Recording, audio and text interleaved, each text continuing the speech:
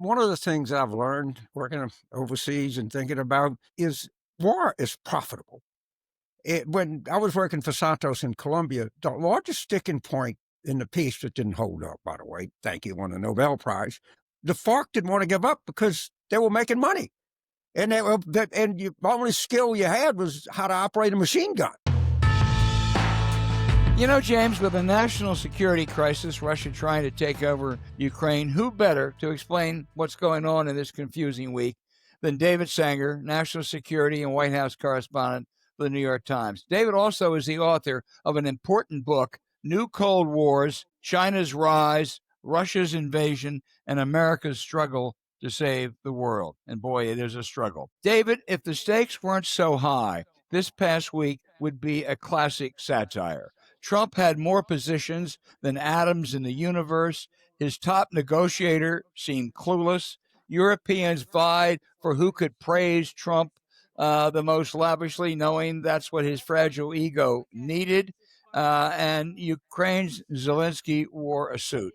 After all of this, will there be a Putin-Zelensky-Trump meeting? And are we any closer to a real political peace? Great question. Well, first, thanks for having me on, guys. It's great to be back with you. It's been a while. This was diplomacy in reverse. Usually what you do is you do all this diplomatic groundwork, and then you get all the leaders together to go try to ratify what their aides have sort of sorted out.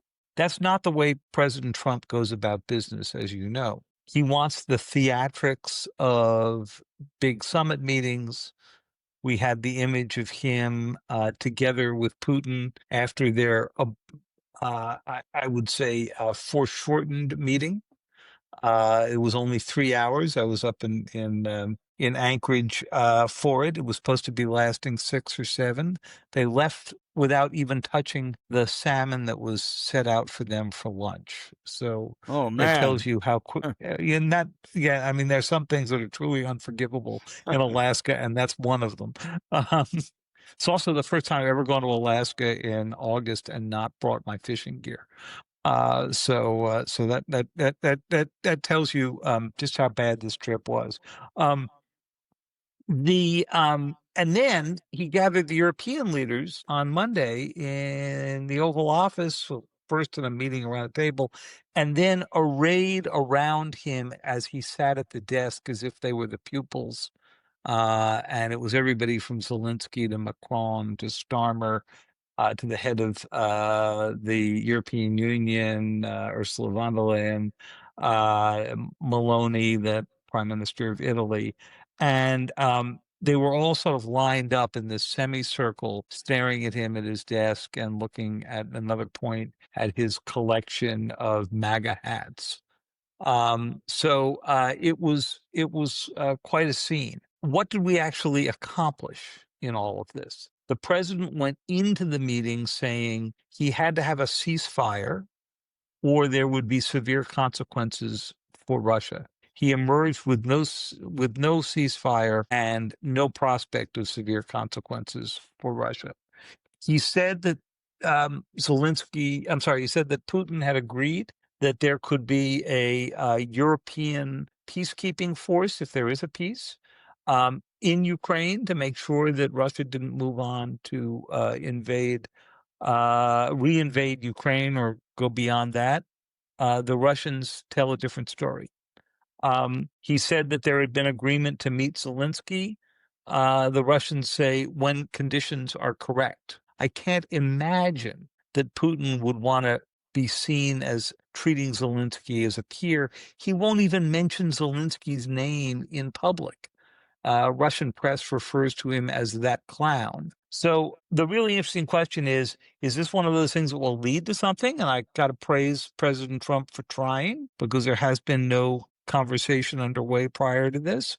Or is this something that's going to more resemble his encounters with Kim Jong-un, where nothing in happened the first term? David, I thought Putin dominated him in all sorts of ways, and I think Putin is the key figure here. We're just political hacks, which is why we turn to you. But I think almost anyone I talk to says Putin's overriding desire is to recreate as much of the old Soviet Union as he can, starting with Ukraine. But there's sort of two schools of thought. One says this is a guy who will do anything to do that. He'll lose as many people as he has to lose. He thinks time, as the Times reported this week, time is on his side. Yeah. There's another view that Russia is really struggling economically and maybe politically, and he needs some kind of a deal, hopefully from his point of view, better on his terms, and then to regroup. Which is closer to the truth? They can actually both be true, Al.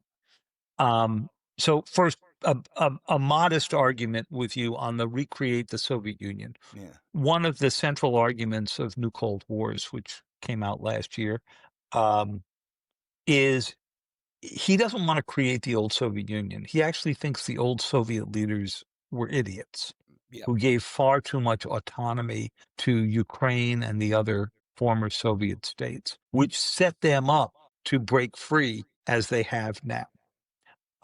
Instead, he wants to create the Russia of Peter the Great. And I'm not invited often into Putin's office, but the one time I was in there and I looked around, there's no portrait of Stalin. There's no portrait of Lenin. There isn't even a portrait of Carville, which is really the most amazing thing. Oh my God! Okay. we can send one, David. We'll send one. Well, since Putin gave Witkoff a portrait of the president to give to him a few months ago, I think the least you could do is send a portrait of James. Right. There is a bust of Peter the Great, and what's that tell you?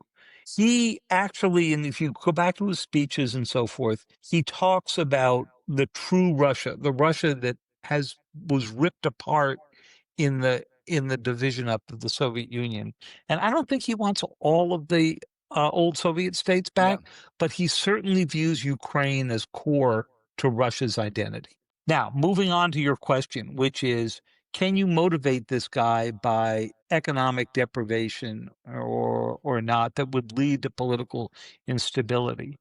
The theory of the case during the Biden administration was that sanctions would, in fact, change Russia's view. That failed. I mean, I think, they've actually now committed more to the war, more people, more money, more technology.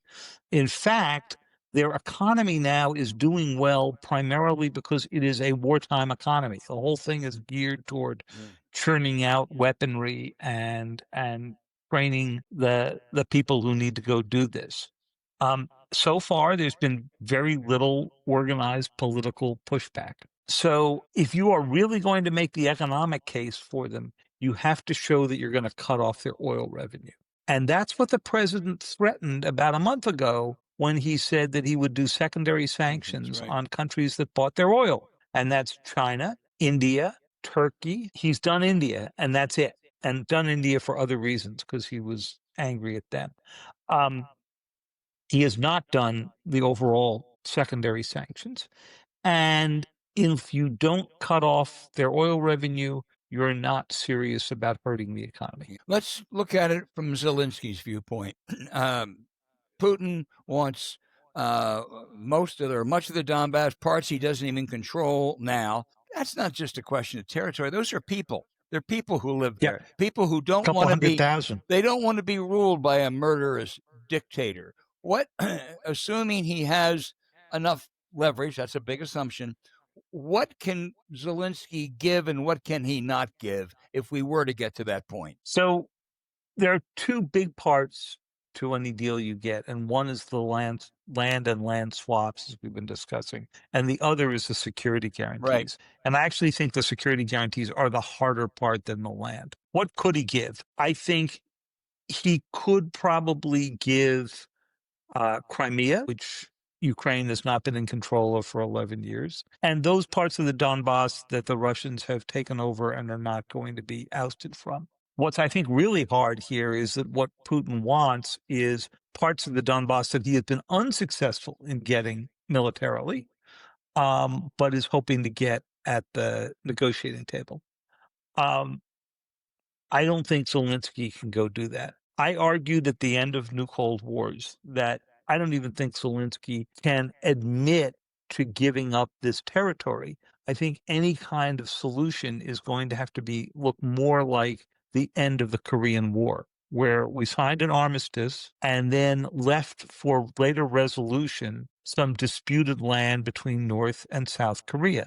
Now, at the time, this seemed impossibly difficult for the South Koreans, that they weren't for sure getting back this territory. 70 years later, 75 years later, doesn't look quite so hard because South Korea is the world's 10th or 11th largest economy. It's making, 7-nanometer circuits on semiconductors.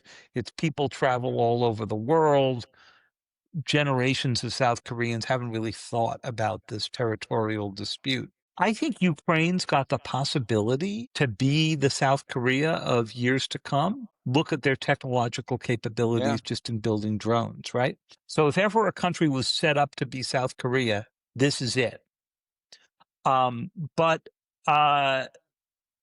it would take years, and you can't assure them that that's where they're going to end up. I'm not sure that Putin would take an agreement that was Korea-like and that left unresolved the fate of this territory. Let me ask one more quick question, then turn to James. I think many people were dubious of a sustained, unified European resolve, which we have seen. Is that durable? I hope it is. I was skeptical of it. They've held together better than I thought. One reason they've held together better than I thought is Donald Trump. It's not that he's bringing them together. It's that he's threatening to tear them apart. And they have come to the conclusion that they need to be able to have an identity separate from just the United States being at the core of NATO. Think about what happened after Chancellor Merz was elected in Germany. I happened to be in Germany that week. One of the first things he did was go off to see the French and Macron to see whether or not Germany could be covered by the British and French nuclear umbrella. Well, the British and French have nuclear weapons, but they've never had a nuclear umbrella because they don't have enough weapons to have a nuclear umbrella. But what he was basically saying was, I can't believe in an alliance that Donald Trump is running, so I can't trust the American nuclear umbrella anymore.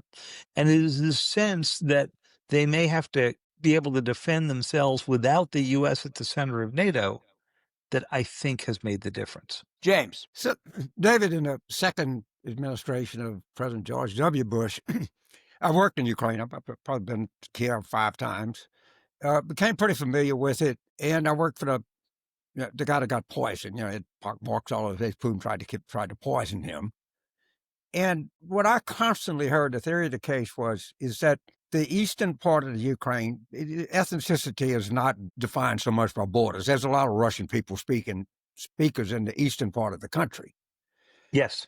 And they would vote more with actually Russian interests, and because they were kind of sided with Russia, to tell you the truth. And the theory that Ukrainians had at the time was the Russians didn't want their people to figure out how much more prosperous Warsaw was than Belarus, because that would ferment discontent.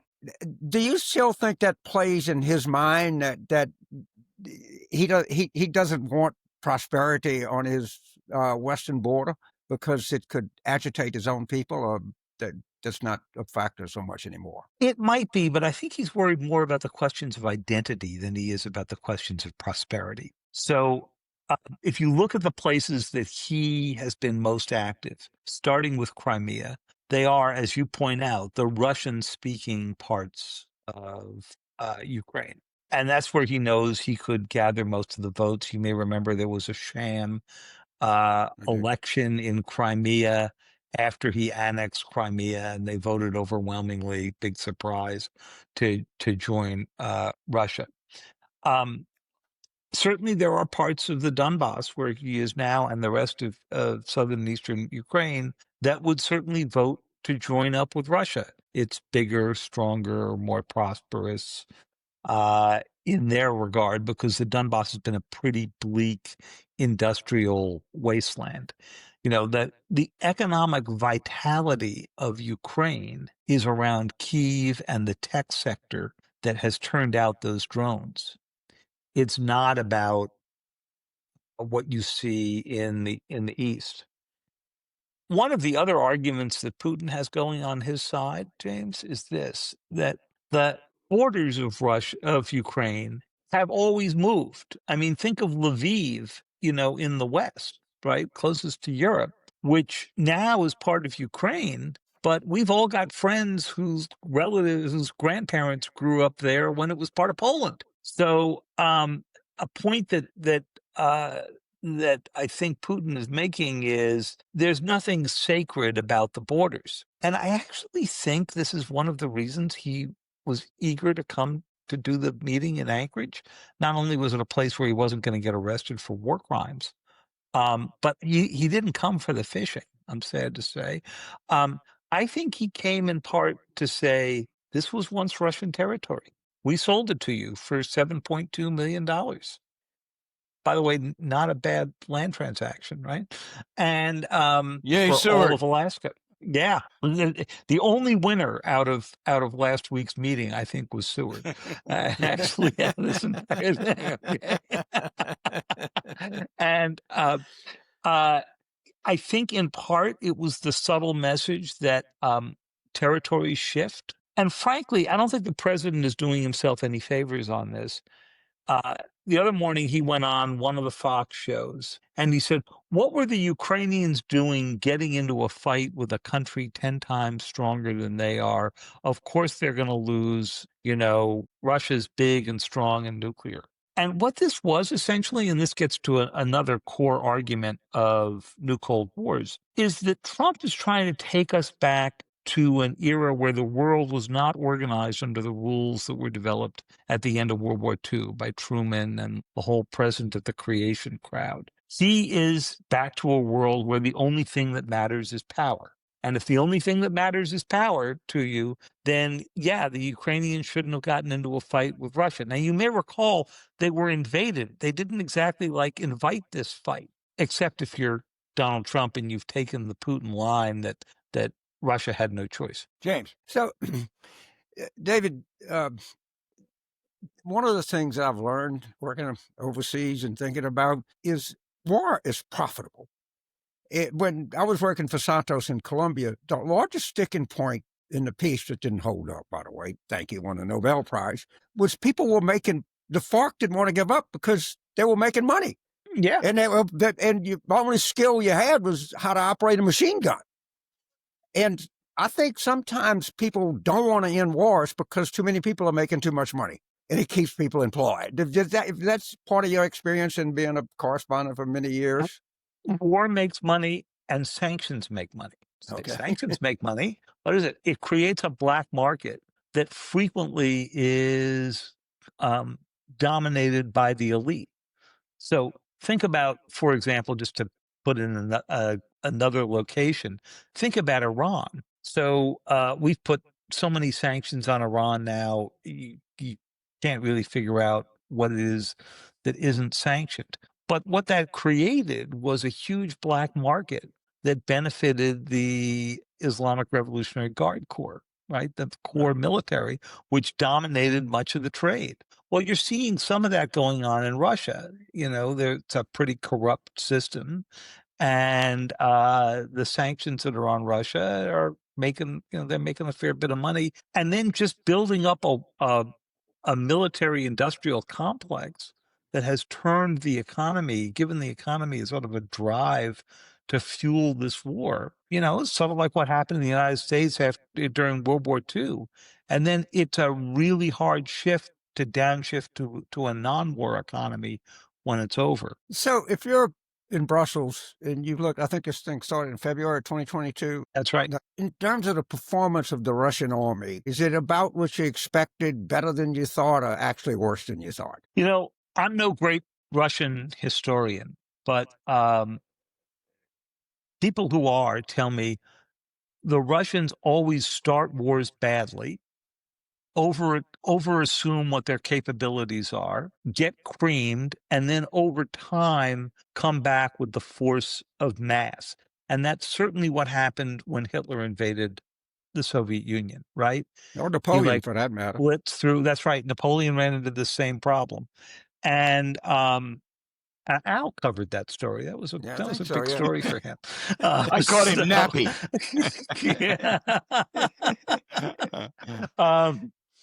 Yeah, He you did were working for Le Figaro. yeah. He did some. Go back and read that stuff. These were really great stories. So, um, and they came back, and eventually the force, but it took them about 3 years. Repelled Hitler in what is now the parking lot of IKEA in outside Stalingrad. So uh, it's pretty wild that basically that's what's happened here, where the mass has thrown out of it. And as somebody said to me the other day, when we were up in Anchorage, um, the war is a meat grinder, but the Russians have more meat to throw into it. Yeah.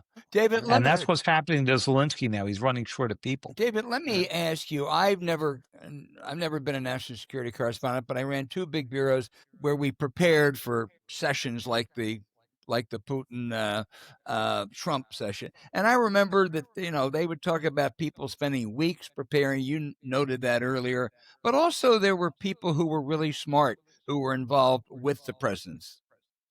Kissinger and Brzezinski a little before my time, but Scowcroft, Holbrooke, Jim Baker, Bill Burns, even Jake Sullivan. Is there anyone around Trump who knows a goddamn thing about any of this stuff? So Marco Rubio, whether you like him or don't like him, or think that he has gone through one of the great ideological transitions of modern times, from being a Russia hawk to trying to sound like he is pro MAGA here, was on the Foreign Relations Committee, Intelligence Committee. He's been around. I think you could certainly say he had as much preparation for the job as, say, John Kerry did before he became Secretary of State.